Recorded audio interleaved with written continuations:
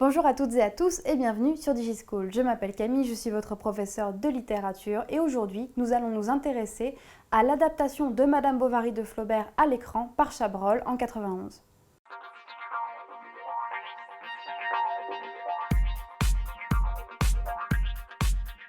Madame Bovary de Flaubert a fait l'objet de nombreuses adaptations cinématographiques tout au long du XXe siècle. On peut par exemple noter la version de Jean Renoir en 1933 ou encore la version américaine réalisée par Vincente Minnelli en 1949. Plus récemment, donc au début du XXIe siècle, Madame Bovary a même fait l'objet d'adaptations plus libres comme le Gemma Bovary d'Anne Fontaine réalisé en 2014 où Emma Bovary est transfigurée en une Gemma anglaise qui arrive dans la campagne normande. Mais l'adaptation du roman qui marque probablement le plus les esprits, c'est celle du réalisateur français Claude Chabrol en 1991. Chabrol, grand lecteur de Flaubert, a attendu d'avoir 60 ans pour réaliser l'un de ses romans préférés, Madame Bovary, qu'il jugeait très difficile à adapter. C'est une adaptation qu'on retient beaucoup car Chabrol s'est attaché à retranscrire le réalisme flaubertien, vraiment on va le voir dans les moindres détails, et aussi car l'interprétation d'Isabelle Huppert dans le rôle d'Emma Bovary est une des plus intéressantes qu'il ait eu à ce jour. Premièrement, le choix des acteurs par Chabrol est l'un des éléments décisifs dans le succès du film. Effectivement, le réalisateur prend garde à choisir des acteurs qui vont incarner parfaitement leur personnage. Alors on retient notamment Christophe Malavoie dans le rôle de Rodolphe, donc le séducteur, mais également Jean-François Balmer qui retransmet vraiment la bêtise du personnage de Charles. Dans le rôle du pharmacien Homais, il y a l'acteur souvent comique Jean-Yann qui, à lui seul, va réussir à transmettre un petit peu l'ironie flaubertienne au regard du personnage de Homais. Quant à Madame Bovary, on l'a dit, elle est incarnée par Isabelle Huppert et l'interprétation d'Isabelle Huppert va être retenue par la critique parce qu'elle donne une nouvelle image du personnage d'Emma. Effectivement, au lieu de l'image mélancolique, l'image rêveuse, un peu faible du personnage d'Emma qu'on a traditionnellement, Isabelle Huppert va mettre en valeur une dimension de souffrance du personnage d'Emma et aussi une dimension de révolte contre la condition féminine subie par Emma Bovary. Par ailleurs, ce qui fait également le succès de l'adaptation cinématographique de Madame Bovary par Chabrol, c'est sa transmission du réalisme flaubertien. Alors, on l'a beaucoup dit, Flaubert est effectivement un auteur réaliste, mais il ne faudrait pas penser que parce que c'est un auteur réaliste, c'est un auteur qui se contente de décrire ce qui est, ce qui existe réellement, de manière palpable, la réalité objective. En fait, Flaubert est un auteur réaliste, mais qui va également tenter de retranscrire l'intériorité des personnages, donc grâce à la focalisation interne.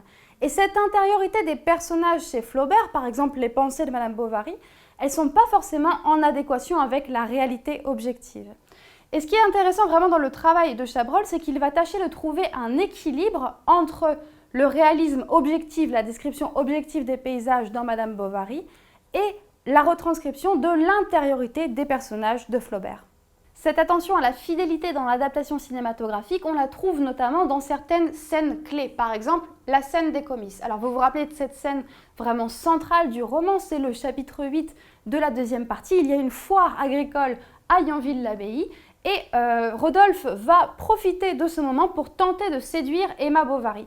Alors ce passage du roman est parmi l'un des plus célèbres parce qu'en fait, Flaubert va alterner avec ironie la vente des animaux agricoles et les passages de séduction d'Emma par Rodolphe. Et ce qui est vraiment habile de la part de Chabrol lorsqu'il va retranscrire la scène des comices agricoles, c'est qu'il va conserver la symphonie narrative de Flaubert. Il va conserver telle quelle l'alternance entre les passages agricoles, donc du roman, et les passages de séduction. Il y a donc une véritable fidélité au texte flaubertien dans cette scène.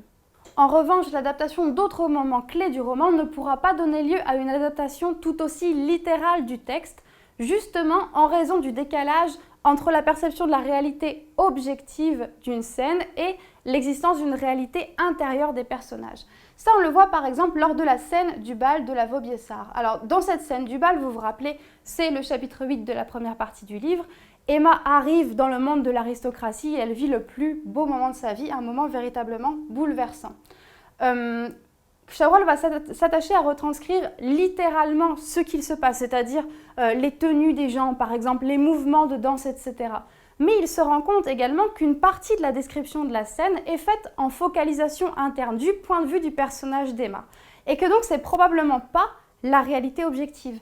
Par exemple, Chabrol disait que si la salle de bal est si grande dans le roman de Flaubert, en réalité, ce n'est pas la réalité, c'est parce qu'Emma est tellement impressionnée qu'elle la voit si grande. Donc il va choisir de faire la salle plus petite. Vous voyez, il y a un véritable équilibre de sa part, un jeu du réalisateur entre la retranscription de la réalité objective et la retranscription de l'intériorité du personnage.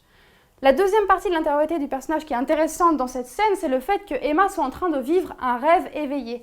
Et ici, cette interprétation du personnage, elle repose sur les épaules d'Isabelle Huppert qui va donc faire vivre à travers son jeu d'actrice les rêves et les fantasmes du personnage d'Emma. Cependant, bien que Chabrol s'attache à retranscrire le plus fidèlement possible ce roman qu'il aime, il lui faut pourtant faire certaines concessions à l'objet cinéma. Effectivement, certaines dimensions du travail de Flaubert ne peuvent pas être retranscrites telles quelles dans un film. Par exemple, l'ironie ne peut pas passer si facilement, mais c'est également le cas des jeux temporels. Vous savez que dans le roman, il y a beaucoup de prolepses, d'analepses, et ça peut tout simplement pas être remis dans le film, sinon le spectateur n'arriverait pas à suivre. Finalement, Chabrol va essayer de contrebalancer les nécessaires écarts qu'il lui faut faire par rapport au roman en faisant exister la voix de Flaubert, en s'assurant d'une présence de Flaubert dans son film. Alors comment ? Eh bien premièrement, il fait le choix de la voix off. C'est pas un choix évident, mais le réalisateur va vouloir inclure une voix qui soit la voix de la narration. Il fait exister littéralement la narration de Madame Bovary dans son film. Deuxièmement, Chabrol va également faire des références à l'œuvre en général de Flaubert, c'est-à-dire qu'il va inclure des éléments dans son film qui proviennent d'autres œuvres, d'autres romans de Flaubert. Par exemple, vous aurez probablement remarqué que dans les affaires d'Emma Bovary, il y a un perroquet empaillé. Or, ce perroquet, eh bien, il n'est pas du tout dans Madame Bovary, il est dans une nouvelle que Flaubert publiera dans 3 contes, donc à la fin de sa vie, 1871, c'est dans Un cœur simple. Félicité, qui est un personnage de Madame Bovary, qui est la domestique de Madame Bovary, va avoir un perroquet empaillé qu'elle va confondre avec Dieu. Donc voilà des petits clins d'œil grâce auxquels le réalisateur permet de s'assurer d'une présence de Flaubert dans le film, de faire un véritable hommage au romancier qu'il aime tant. Voilà, c'est tout pour aujourd'hui. Merci d'avoir suivi cette vidéo. N'hésitez pas à consulter les autres fiches ou les autres vidéos sur le sujet et à très bientôt sur DigiSchool.